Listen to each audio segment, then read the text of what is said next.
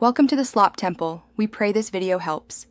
You start inside settings because changing the data warning lives under connections. Tap connections, then data usage. This opens the mobile data overview. You see current warning and limit values. Tap mobile data usage to edit them. Once done, choose the SIM or profile if your phone has dual SIMs. This ensures you change the correct account. Make sure you have screen access and, if present, a PIN.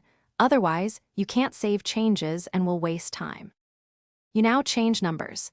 Tap data warning and enter a new value in GB or MB. Use digits for precision, for example 5 GB. If you want automatic cutoff, turn on data limit and set a limit slightly above your warning. This prevents overage. Once changed, check the billing cycle settings so thresholds align with your carrier's reset date. Otherwise, warnings will trigger at unexpected times. Remember why. Warnings save you money, while limits prevent expensive overages. You finish by saving and verifying. Press save or back to confirm the new warning, then watch your usage for a billing cycle to ensure behavior matches expectations.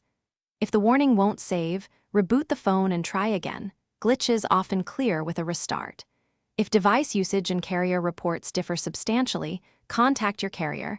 Sometimes their accounting differs or they enforce limits server-side. Once resolved, you'll have reliable notifications and fewer surprise charges. Thanks for watching.